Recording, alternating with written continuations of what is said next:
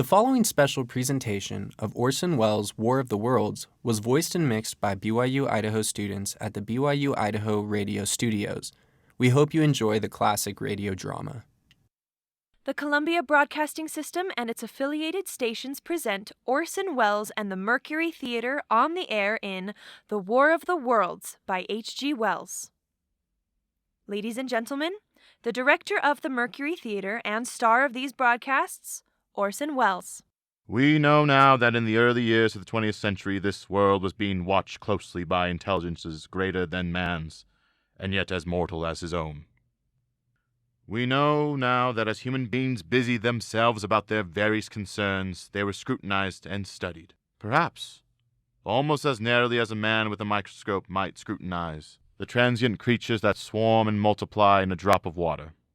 With infinite complacence, people went to and fro over the earth about their little affairs, serene in the assurance of their dominion over this small spinning fragment of solar driftwood, which by chance, or design, man has inherited out of the dark mystery of time and space. Yet across an immense ethereal gulf, minds that are to our minds as ours to the beasts in the jungle, intellects vast, cool, and unsympathetic regarded this earth with envious eyes, and slowly and surely drew their plans against us. In the 39th year of the 20th century came the great disillusionment. It was near the end of October. Business was better. The war scare was over. More men were back at work. Sales were picking up. On this particular evening, October 30th, the Crossley service estimated that 32 million people were listening on radios. And going to the weather, for the next 24 hours, not much change in temperature. A slight atmospheric disturbance of undetermined origin is reported over Nova Scotia, causing a low-pressure area to move down rather rapidly over the northeastern states, bringing a forecast of rain accompanied by winds of light gale force. Maximum temperature, 66. Minimum, 48. This weather report comes to you from the Government Weather Bureau. We take you now to the Meridian Room in the Hotel Park Plaza in downtown New York, where you'll be entertained by the music of Ramon Raquello and his orchestra. Good evening, ladies and gentlemen. From the Meridian Room in the Park Plaza in New York City, we bring you the music of Ramon Raquello and his orchestra. With a touch of the Spanish, Ramon Raquello leads off with La Comparsita.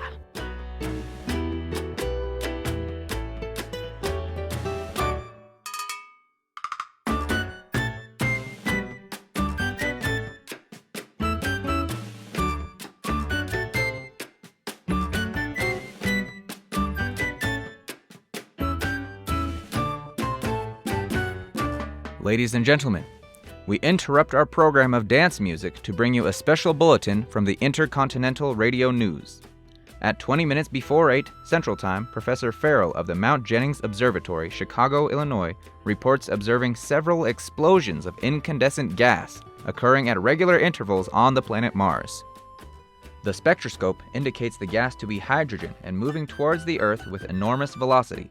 Professor Pierson of the observatory at Princeton confirms Farrell's observation and describes the phenomenon as, quote, like a jet of blue flame shot from a gun, unquote.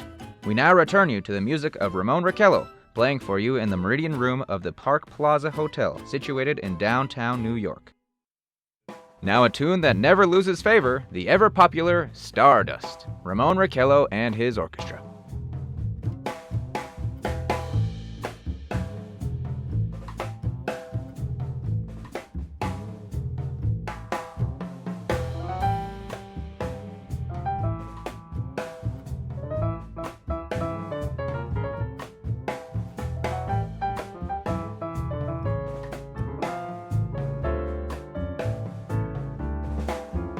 Ladies and gentlemen, following on the news given in our bulletin a moment ago, the Government Meteorological Bureau has requested the large observatories of the country to keep an astronomical watch on any further disturbances occurring on the planet Mars. Due to the unusual nature of this occurrence, we have arranged an interview with the noted astronomer, Professor Pierson, who will give us her views on this event. In a few moments, we will take you to the Princeton Observatory at Princeton, New Jersey. We return you until then to the music of Ramon Raquello and his orchestra.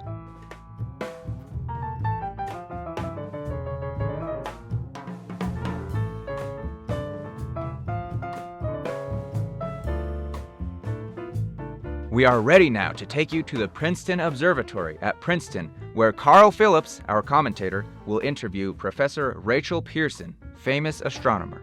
We take you now to Princeton, New Jersey. Good evening, ladies and gentlemen. This is Carl Phillips speaking to you from the observatory at Princeton. I'm standing in a large, semicircular room, pitch black except for an oblong split in the ceiling. Through this opening, I can see a sprinkling of stars that cast a kind of frosty glow over the intricate mechanism of the huge telescope. The ticking sound you hear is the vibration of the clockwork. Professor Pierson stands directly above me on a small platform, peering through the giant lens. I ask you to be patient, ladies and gentlemen, during any delay that may arise during our interview. Besides her ceaseless watch of the heavens, Professor Pierson may be interrupted by telephone or other communications. During this period, she is in constant touch with the astronomical centers of the world. Professor, may I begin our questions? At any time, Mr. Phillips. Professor, would you please tell our radio audience exactly what you see as you observe the planet Mars through your telescope? Nothing unusual at the moment, Mr. Phillips. A red disk swimming in a blue sea, transverse stripes across the disk, quite distinct now because Mars happens to be the point nearest the Earth, in opposition, as we call it. In your opinion, what do these transverse stripes signify, Professor Pierson? Not canals, I can assure you, Mr. Phillips. Although that's the popular conjecture of those who imagine Mars to be inhabited. From a scientific viewpoint, the stripes are merely the result of atmospheric conditions peculiar to the planet. Then you're quite convinced as a scientist that living intelligence as we know it does not exist on Mars? I should say the chances against it are 1,000 to 1. And yet, how do you account for these gas eruptions occurring on the surface of the planet at regular intervals? Mr. Phillips, I cannot account for it. By the way, Professor, for the benefit of our listeners, how far is Mars from the Earth? Approximately 40 million miles. Well, that seems a safe enough distance. Just a moment, ladies and gentlemen. Someone has just handed Professor Pierson a message. While she reads it, let me remind you that we're speaking to you from the observatory in Princeton, New Jersey, where we are interviewing the world-famous astronomer, Professor Pierson. One moment, please. Professor Pierson has just passed me a message which she has just received. Professor, may I read the message to the listening audience? Certainly, Mr. Phillips. Ladies and gentlemen, I shall read to you a wire addressed to Professor Pierson from Dr. Gray at the National History Museum, New York. 9:15 p.m., Eastern Standard Time. Seismograph registered shock of almost earthquake intensity occurring within a radius of 20 miles of Princeton. Please investigate. Signed, Lloyd Gray, Chief of Astronomical Division. Professor Pierson, could this occurrence possibly have something to do with the disturbances observed on the planet Mars? Hardly, Mr. Phillips. This is probably a meteorite of unusual size, and its arrival at this particular time is merely a coincidence. However, we shall conduct a search as soon as daylight permits. Thank you, Professor. Ladies and gentlemen, for the past 10 minutes, we've been speaking to you from the observatory at Princeton, bringing you a special interview with Professor Pierson, noted astronomer. This is Carl Phillips speaking. We now return you to our New York studio. Ladies and gentlemen, here's the latest bulletin from the Intercontinental Radio News, Toronto, Canada. Professor Morse of Macmillan University reports observing a total of 3 explosions on the planet Mars between the hours of 7:45 p.m. and 9:20 p.m. Eastern Standard Time. This confirms earlier reports received from American observatories. Now, nearer home, comes a special announcement from Trenton, New Jersey. It is reported that at 8:50 p.m., a huge flaming object believed to be a meteorite fell on a farm in the neighborhood of Grover's Mill, New Jersey, 22 miles from Trenton. The flash in the sky was visible within a radius of several hundred miles, and the noise of the impact was heard as far north as Elizabeth. We have dispatched a special mobile unit to the scene, and will have our commentator, Mr. Phillips, give you a word description of the scene as soon as he can reach there from Princeton. In the meantime, we take you to the Hotel Martinet in Brooklyn, where Bobby Mallet and his orchestra are offering a program of dance music.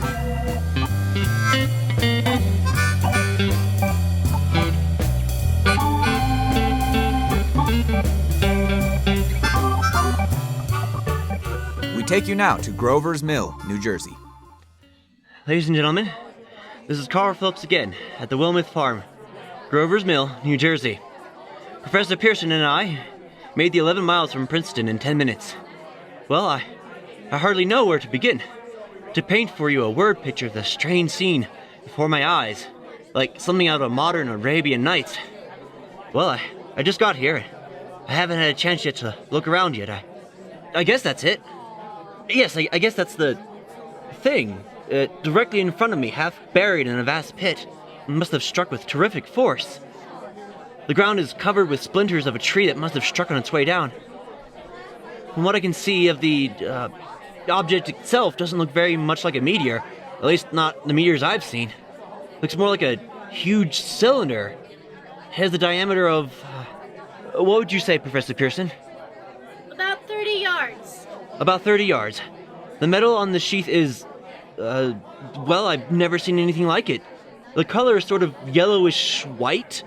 Curious spectators are now pressing close to the object, in spite of the efforts of the police to keep them back. They're getting in front of my line of vision. Would you mind standing to one side, please? One side there, one side! While the policemen are pushing the crowd back, here's Mrs. Wilmuth, owner of the farm here. She may have some interesting facts to add. Mrs. Wilmuth, would you please tell the radio audience as much as you remember of this rather unusual visitor that dropped into your backyard? Step closer, please. Ladies and gentlemen, this is Mrs. Wilmuth. I was listening to the radio. Closer and louder, please. Pardon me? Louder, please, and closer. Yes, sir. I was listening to the radio, kind of drowsing. That professor fellow was talking about Mars, and I was half drowsing, half... Yes, Mrs. Wilmuth. Then what happened? As I was saying, I was listening to the radio, kind of halfways. Yes, Mrs. Wilmuth. Then you saw something? Not first off. I heard something. What did you hear? A hissing sound. Kind of like this. Kind of like a 4th of July rocket. Then what? Then I turned my head out the window. I would have swore I was sleeping dreaming. Yes? I seen a kind of greenish streak and then zingo! Something smacked me to the ground and knocked me clear out of my chair. Well, were you frightened, Mrs. Wilmuth? Well, I ain't quite sure. I reckon I was kind of riled. Thank you, Mrs. Wilmuth. Thank you. Want me to tell you some more? No, that's quite all right. That's plenty. Ladies and gentlemen, you just heard Miss Wilmuth, owner of the farm here where this thing has fallen. I wish I could convey you the atmosphere, the background of this fantastic scene. Hundreds of cars are parked in a field in back of us. Police are trying to rope off the roadway leading into the farm, but it's no use. They're breaking right through. The headlights throw an enormous spot on the pit where the object's half buried. Some of the more daring souls are venturing near the edge. Their silhouettes stand out against the metal sheen. One man wants to touch the thing. He's having an argument with a policeman. The policeman wins. Now, ladies and gentlemen, there's something I haven't mentioned in all this excitement, but now it's becoming more distinct. Perhaps you've caught it already on your radio. Listen. Do you hear it? It's a curious humming sound that seems to come from inside the object. I'll move the microphone nearer. Here. Now we're not more than 25 feet away. Can you hear it now? Oh, Professor Pierson. Yes, Mr. Phillips. Can you tell us the meaning of that scraping noise inside the thing? Possibly the unequal cooling of its surface. Do you still think it's a meteor, Professor? I don't know what to think. The metal casing is definitely extraterrestrial, not found on this Earth. Friction with the Earth's atmosphere usually tears holes in a meteorite. This thing is smooth and, as you can see, of cylindrical shape. Just a minute. Something's happening. Ladies and gentlemen, this is terrific. The end of the thing is beginning to flake off. The top is beginning to rotate like a screw. The thing must be hollow. She's a-moving! Look, that darn thing's unscrewing! Maybe there's men in it trying to escape! It's red hot! They'll burn to us in there! Get back there! Keep those idiots She's back! off! The top's loose! Look out there! Stand back! Ladies and gentlemen, this is the most terrifying thing I've ever witnessed. Wait a minute. Someone's crawling out of the hollow top. Someone or something. I can see peering out of that black hole 2 luminous discs. Are they eyes? It might be a face. It might be. Good heavens! Something's wriggling out of the shadow like a gray snake. Now it's another one. And another. They look like tentacles to me. There. I can see the thing's body. It's large as a bear. It glistens like wet leather. But that face, it's indescribable. I can hardly force myself to keep looking at it. Its eyes are black and gleam like a serpent. The mouth is a V shape with saliva dripping from its rimless lips that seem to quiver and pulsate. The monster, or whatever, just can hardly move. It seems weighed down by possibly gravity or something. And the thing's raising up. The crowd falls back. They've seen enough. This is the most extraordinary experience. I can't find words. I'm pulling the microphone with me as I talk. I'll have to stop the description until I've taken a new position. Hold on, will you please? I'll be back in a moment. We are bringing you an eyewitness account of what's happening on the Wilmuth farm, Grover's Mill, New Jersey. We now return you to Carl Phillips at Grover's Mill. Ladies and gentlemen, am I on? Ladies and gentlemen, here I am, back of a stone wall that adjoins Miss Wilmuth's garden. From here, I can get a sweep of the whole scene. I'll give you every detail as long as I can talk, as long as I can see. More state police have arrived. They're drawing up a cordon in front of the pit, about 30 of them. No need to push the crowd back now. They're willing to keep their distance. The captain is conferring with someone. We can't quite see who. Oh yes, I believe it's Professor Pierson. Yes, it is. Now they've parted. The professor moves around one side, studying the object, while the captain and the two policemen advance with something in their hands. I can see it now. It's a white handkerchief tied to a pole, a flag of truce. If those creatures know what that means, what anything means.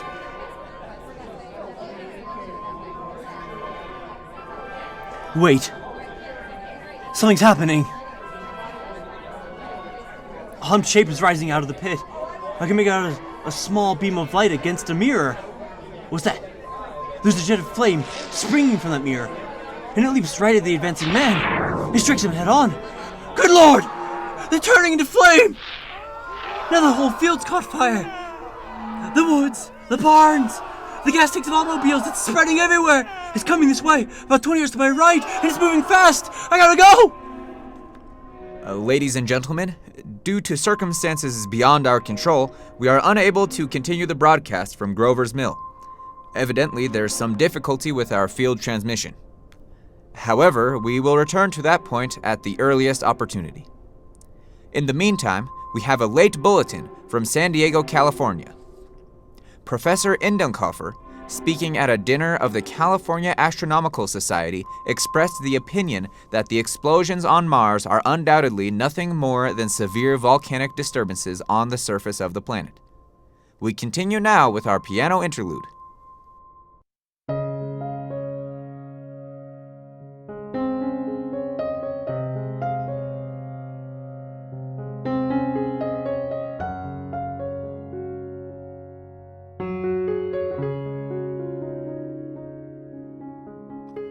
Ladies and gentlemen, I have just been handed a message that came in from Grover's Mill by telephone. Just a moment. At least 40 people, including 6 state troopers, lie dead in a field east of the village of Grover's Mill, their bodies burned and distorted beyond all possible recognition. The next voice you hear will be that of Brigadier General Morgan Smith, the commander of the state militia at Trenton, New Jersey. I have been requested by the governor of New Jersey to place the counties of Mercer and Middlesex as far west as Princeton and east to Jamesburg under martial law. No one will be permitted to enter this area except by special pass issued by state or military authorities. 4 companies of state militia are proceeding from Trenton to Grover's Mill and will aid in the evacuation of homes within the range of military operations. Thank you. You have just been listening to General Morgan Smith commanding the state militia at Trenton. In the meantime, further details of the catastrophe at Grover's Mill are coming in. The strange creatures, after unleashing their deadly assault, crawled back in their pit and made no attempt to prevent the efforts of the firemen to recover the bodies and extinguish the fire. Combined fire departments of Mercer County are fighting the flames which menace the entire countryside. We have been unable to establish any contact with our mobile unit at Grover's Mill, but we hope to be able to return you there at the earliest possible moment. In the meantime, we take you to... Just one moment, please. Ladies and gentlemen, I have just been informed that we have finally established communication with an eyewitness of the tragedy. Professor Pierson has been located at a farmhouse near Grover's Mill where she has established an emergency observation post. As a scientist, she will give you her explanation of the calamity. The next voice you hear will be that of Professor Pierson, brought to you by Direct Wire. Professor Pierson?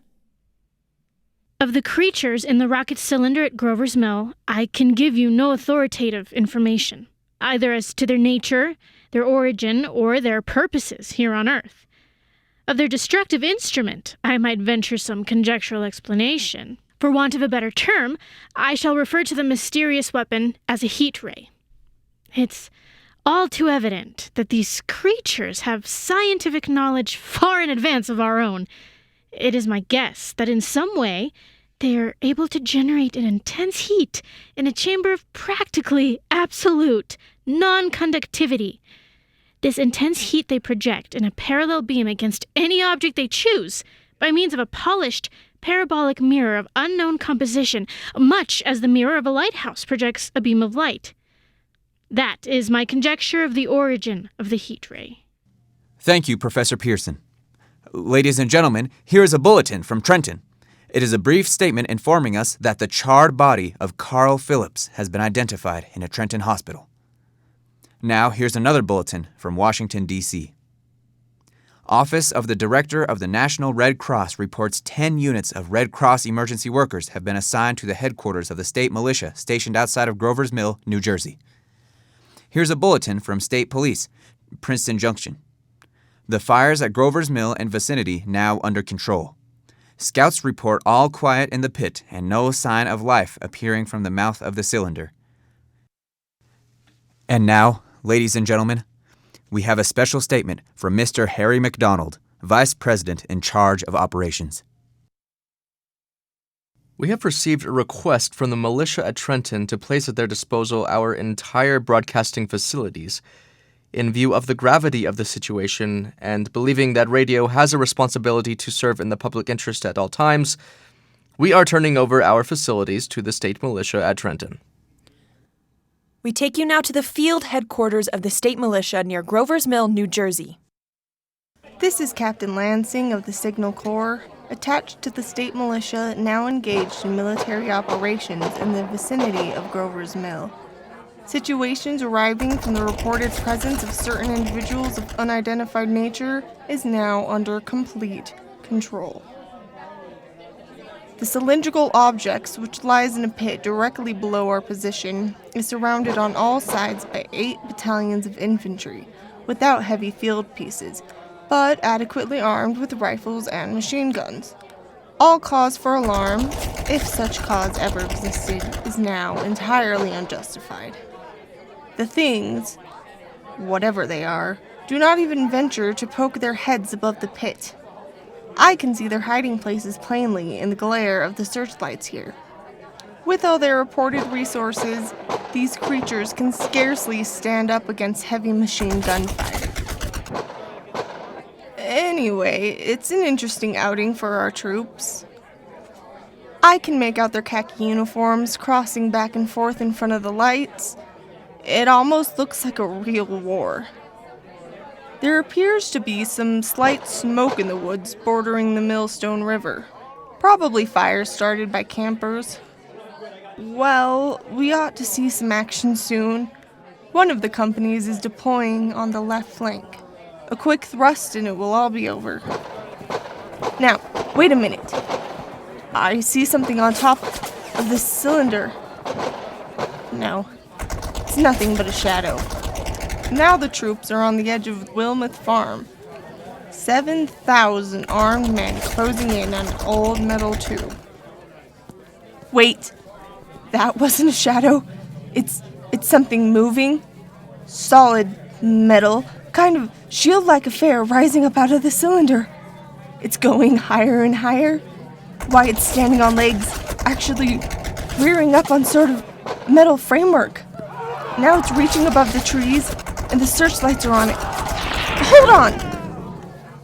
Ladies and gentlemen, I have a grave announcement to make. Incredible as it may seem, both the observations of science and the evidence of our eyes lead to the inescapable assumption that those strange beings who landed in the Jersey farmlands tonight are the vanguard of an invading army from the planet Mars. The battle which took place tonight at Grover's Mill has ended in one of the most startling defeats ever suffered by an army in modern times. 7,000 men armed with rifles and machine guns pitted against a single fighting machine of the invaders from Mars. 120 known survivors. The rest strewn over the battle area from Grover's Mill to Plainsboro, crushed and trampled to death under the metal feet of the monster or burned to cinders by its heat ray. The monster is now in control of the middle section of New Jersey and has effectively cut the state through its center. Communication lines are down from Pennsylvania to the Atlantic Ocean. Railroad tracks are torn and service from New York to Philadelphia discontinued, except routing some of the trains through Allentown and Phoenixville. Highways to the north, south, and west are clogged with frantic human traffic. Police and Army reserves are unable to control the mad flight. By morning, the fugitives will have swelled Philadelphia, Camden, and Trenton, it is estimated, to twice their normal population. At this time, martial law prevails throughout New Jersey and eastern Pennsylvania. We take you to Washington for a special broadcast on the national emergency. The Secretary of the Interior. Citizens of the nation, I shall try not to conceal the gravity of the situation that confronts this country, nor the concern of your government in protecting the lives and property of its people. However, I wish to impress upon you, private citizens and public officials, all of you, the urgent need of calm and resourceful action. Fortunately, this formidable enemy is still confined to a comparatively small area, and we may place our faith in the military forces to keep them there. In the meantime, placing our faith in God, we must continue the performance of our duties, each and every one of us, so that we may confront this destructive adversary with a nation united, courageous, consecrated to the preservation of the human supremacy on this earth. I thank you. You have just heard the Secretary of the Interior speaking from Washington. Bulletins too numerous to read are piling up in the studio here. We are informed that the central portion of New Jersey is blacked out from radio communication due to the effect of the heat ray upon power lines and electrical equipment. Here is a special bulletin from New York. Cables received from English, French, German scientific bodies offering assistance. Astronomers report continued gas outbursts at regular intervals on planet Mars.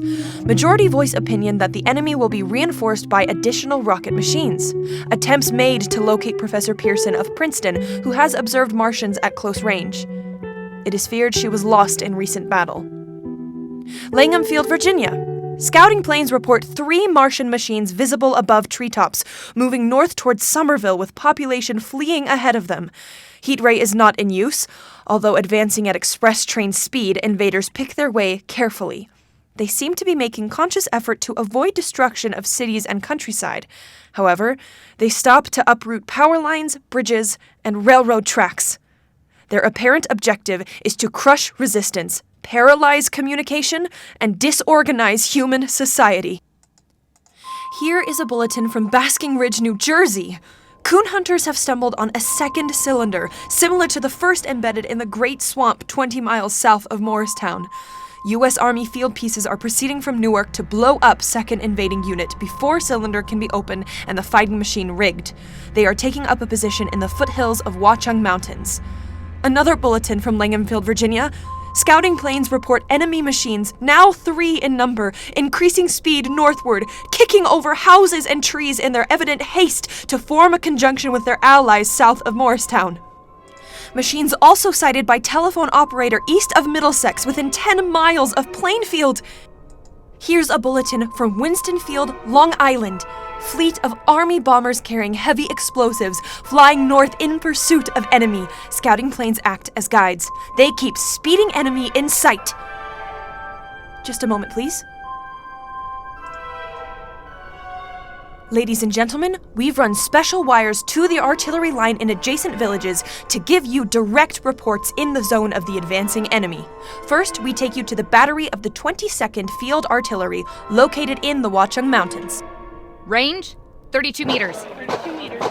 Projection, 39 degrees. 39 degrees. Fire! 140 yards to the right, sir. Shift range, 31 meters. 31 meters.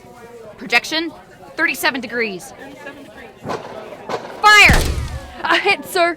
We got the tripod on one of them. They've stopped. The others are trying to repair it. Quick! Get the range! Shift 50, 30 meters. 30 meters. Projection, 27 degrees. 7 degrees. Fire! Can't see the shell land, sir. They're letting off a smoke. What is it? Black smoke, sir. Moving this way, lying close to the ground. It's moving fast. Put on gas masks. Get ready to fire. Shift to 24 meters. 24 meters. Projection, 24 degrees. 24 degrees. Fire! Still can't see it, sir. The smoke's coming nearer. Get the range! 23 meters. 23 meters! Projection, 22 degrees. 22 degrees!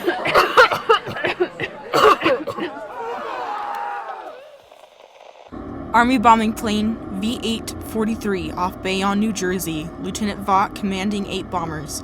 Reporting to Commander Fairfax, Langham Field. This is Vaught reporting to Commander Fairfax, Langham Field.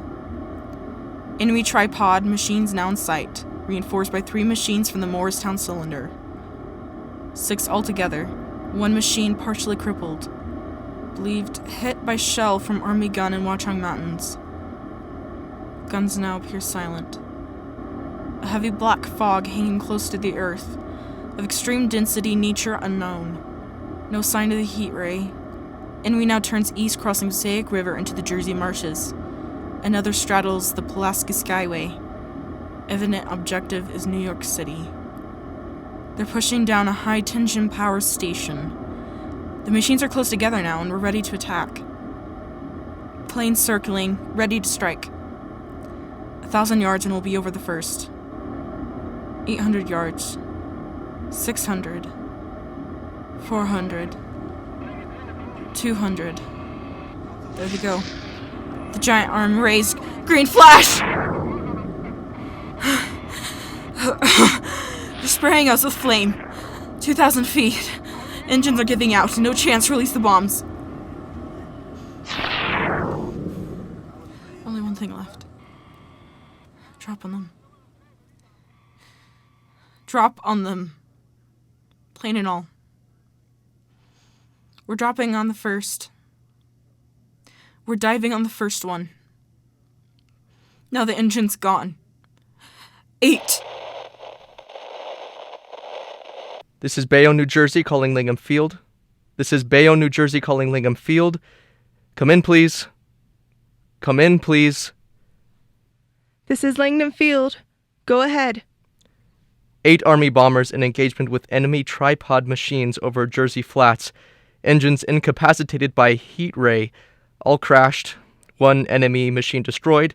Enemy now discharging heavy black smoke in direction of... This is Newark, New Jersey. This is Newark, New Jersey. Warning. Poisonous black smoke pouring from the Jersey marshes. Reaches South Street. Gas masks, useless. Urge populations to move into open spaces.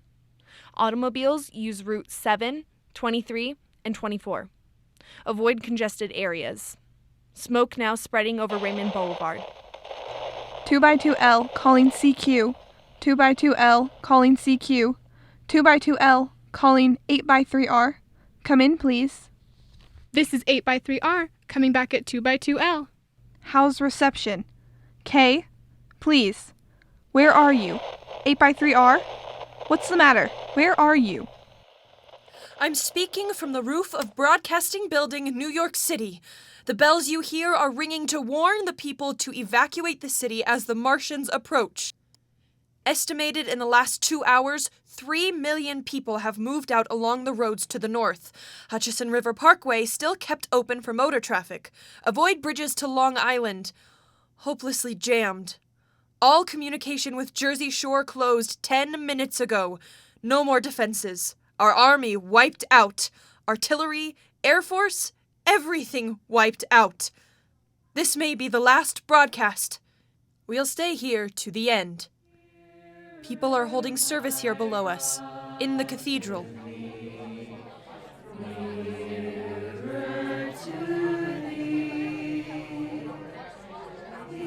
Now I look down the harbor. All manner of boats, overloaded with fleeing population, pulling out from docks. Streets are all jammed. Noise in crowds like New Year's Eve in city. Wait a minute. Enemy is now in sight above the palisades. 5 great machines. First one is crossing river. I can see it from here, wading the Hudson like a man wading through a brook.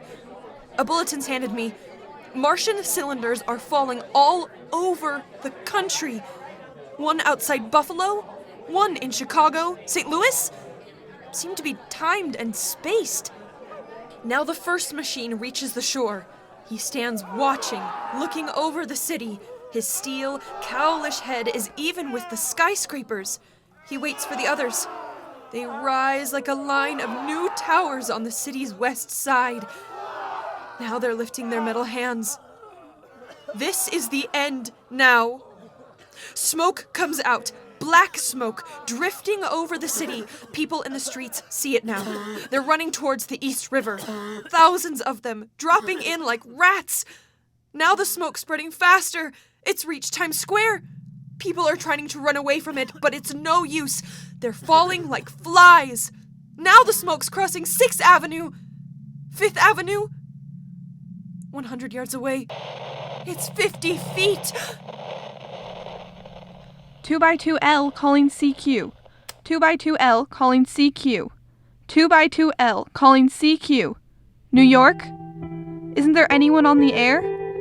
Isn't there anyone? 2x2L? You are listening to a CBS presentation of Orson Welles and the Mercury Theater on the Air in an original dramatization of The War of the Worlds by H.G. Wells. The performance will continue after a brief intermission. The War of the Worlds by H.G. Wells, starring Orson Welles and the Mercury Theater on the Air. As I set down these notes on paper, I'm obsessed by the thought that I may be the last living human on Earth.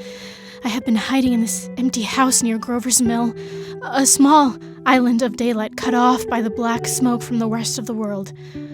All that happened before the arrival of these monstrous creatures in the world now seems part of another life. A life that has no continuity with the present, furtive existence of the lonely derelict who pencils these words on the back of some astronomical notes bearing the signature of Rachel Pierson. I look down at my blackened hands, my torn shoes, my tattered clothes, and I try to connect them with a professor who lives at Princeton, and who, on the night of October 20th, glimpsed through her telescope an orange splash of light on a distant planet. My husband, my colleagues, my students, my books, my observatory, my world. Where are they? Did they ever exist? Am I Rachel Pierson? What day is it? Do days exist without calendars? Does time pass when there are no human hands left to wind the clocks? In writing down my daily life, I tell myself, I shall preserve human history between the dark covers of this little book that was meant to record the movements of the stars. But to write, I must live.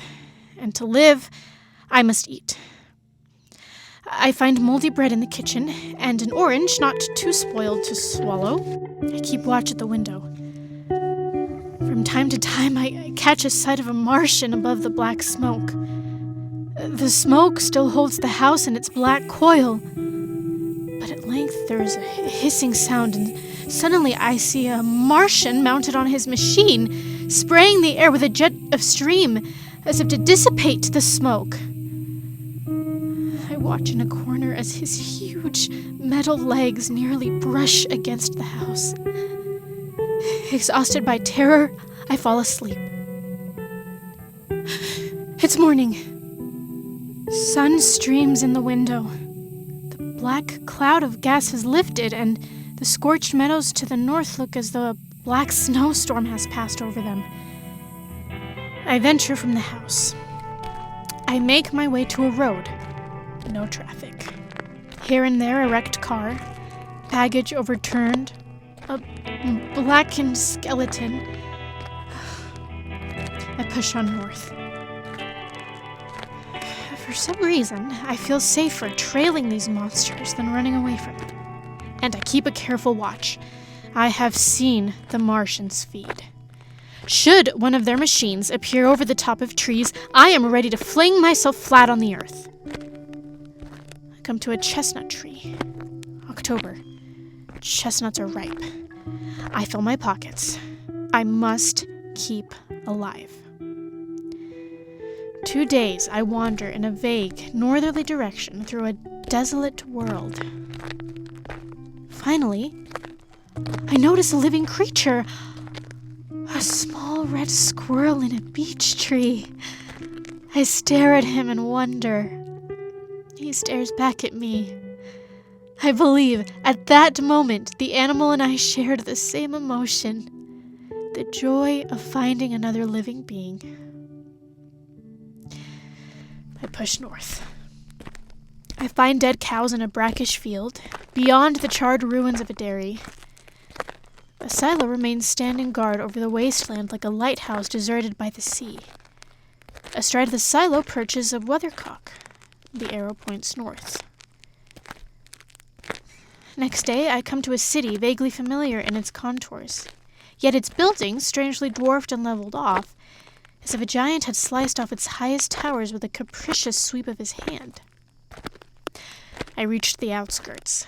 I found Newark, undemolished, but humbled by some whim of the advancing Martians. Presently, with an odd feeling of being watched, I caught sight of something crouching in a doorway. I made a step towards it, and it rose up and became a man! A man! Armed with a large knife! Stop! Where did you come from? I come from many places. A long time ago from Princeton. Princeton, huh? That's near Grover's Mill. Yes. Grover's Mill. There's no food here. This is my country. All this end of town down to the river. There's only food for one. Which way are you going? I don't know. I guess I'm looking for people. What was that? Did you hear something just then? Only a bird. A live bird! You get to know that birds have shadows these days. Say, we're in the open here. Let's crawl into this doorway and talk. Have you seen any Martians? They've gone over to New York at night. The sky is alive with their lights, just as if people were still living in it. By daylight, you can't see them. 5 days ago, a couple of them carried something big across the flats from the airport. I believe they're learning how to fly. Fly? Yeah, fly. Then it's all over with humanity. Stranger, there's still you and I. 2 of us left. They got themselves in solid. They wrecked the greatest country in the world. Those green stars, they probably have fallen somewhere every night. They only lost one machine. There isn't anything to do. We're done. We're licked. Where were you? You're in a uniform. What's left of it? I was in the militia, National Guard. That's good. Wasn't any war any more than there's war between men and ants. And we're eatable ants. I found that out. What will they do to us? I've thought it all out right now. We're caught as we're wanted. The Martian only has to go a few miles to get a crowd on the run, but they won't keep on doing that. They'll begin catching us systematically, like keeping the best and storing us in cages and things, and they haven't begun on us yet. Not begun. Not begun. All that's happened so far is because we don't have sense enough to keep quiet, bothering them with guns and such stuff and losing our heads and rushing off in crowds. Now, instead of our rushing around blind, we got to fix ourselves up according to the way things are. Cities, nations, civilizations, progress. But if that's so, what is there to live for? There won't be any more concerts for 1,000,000 years or so, and no nice little dinners at restaurants. If it's amusement you're after, I guess that game's up. And what is there left? Life. That's what. I want to live, and so do you. We're not going to be exterminated. I don't mean to be caught either, tamed and fat and bred like an ox. What are you going to do? I'm going on, right under their feet. I got a plan. We men as men are finished. We don't know enough. We got to learn plenty enough before we got a chance, and we got to live and keep free while we learn. I thought it all out, see? Tell me the rest. Well, it isn't all of us that are made for wild beasts, and that's what it's got to be. That's why I watched you and all these little office workers that used to live in these houses. They'd be no good. They haven't any stuff to them. They just used to run off to work. I've seen hundreds of them running wild to catch their commuter trains in the morning, for fear that they'd get canned if they didn't. Running back at night, afraid they won't be in time for dinner. Lives insured and a little invested in case of accidents. And on Sundays, worried about the hereafter. The Martians will be a godsend for those guys.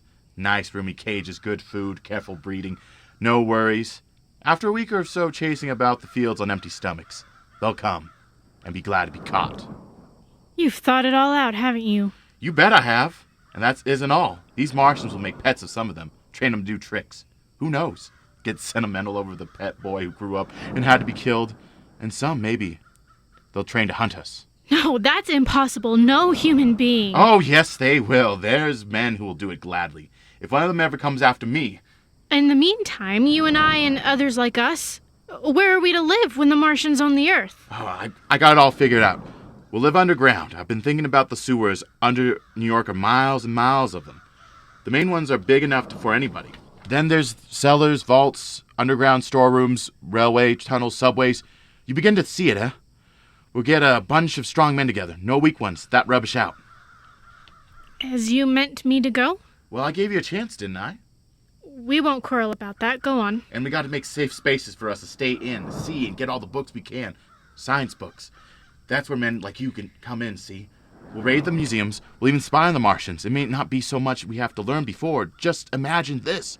4 or 5 of their own fighting machines suddenly start off. Heat rays right and left. Not a Martian in them. Not a Martian in them. But men. Men who have learned the way how.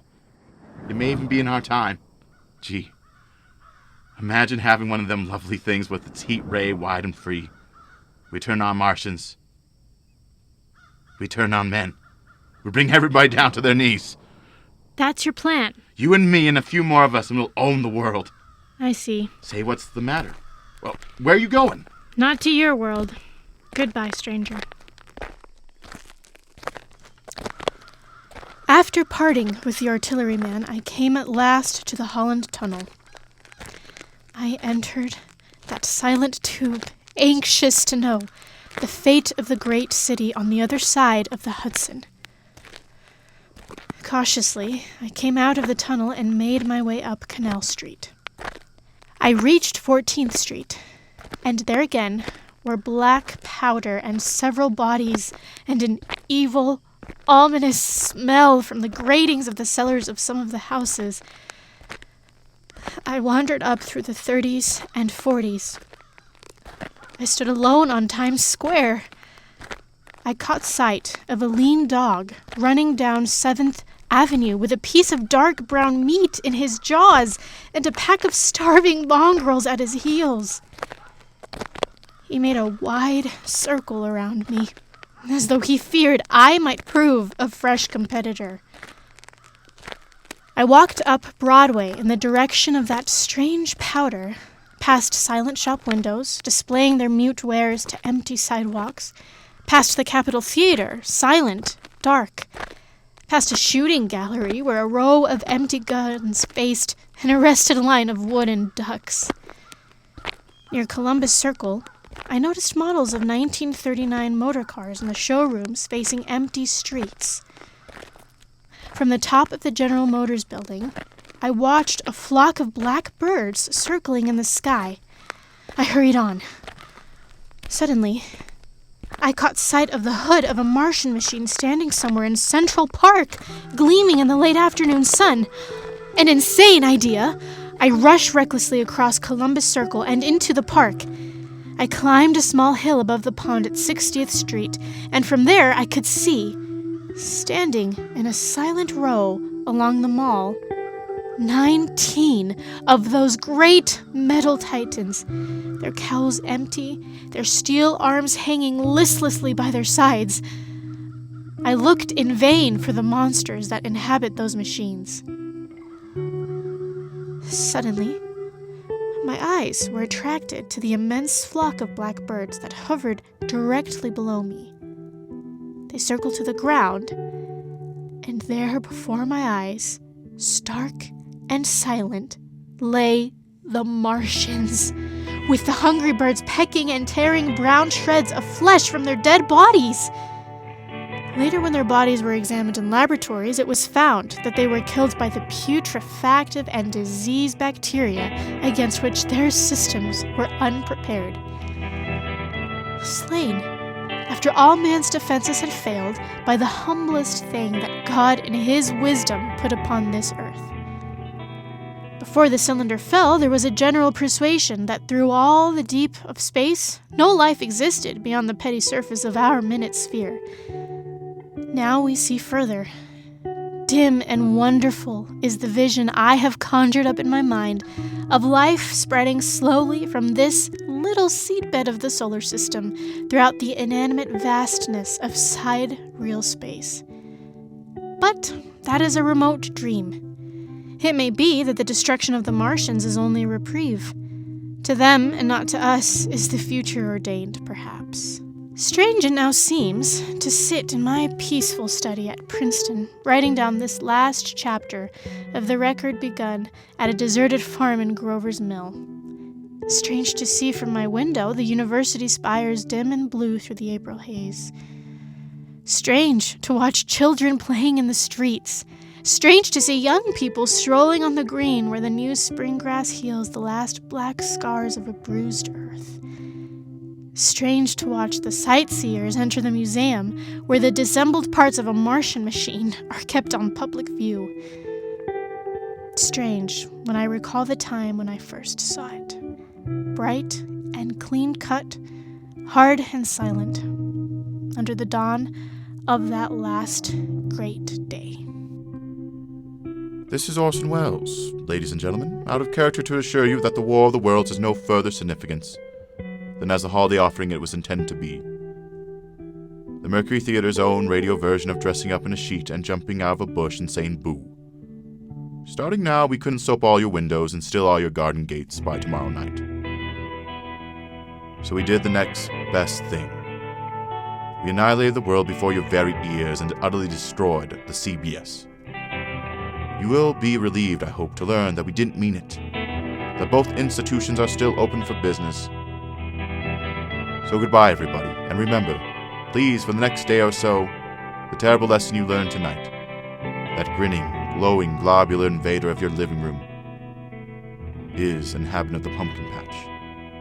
And if your doorbell rings and nobody's there, that was no Martian. It's Halloween.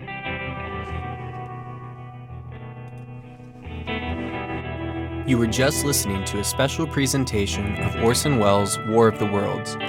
BYU-Idaho students voiced and mixed this radio drama at the studios of BYU-Idaho Radio. We hope you enjoyed the presentation.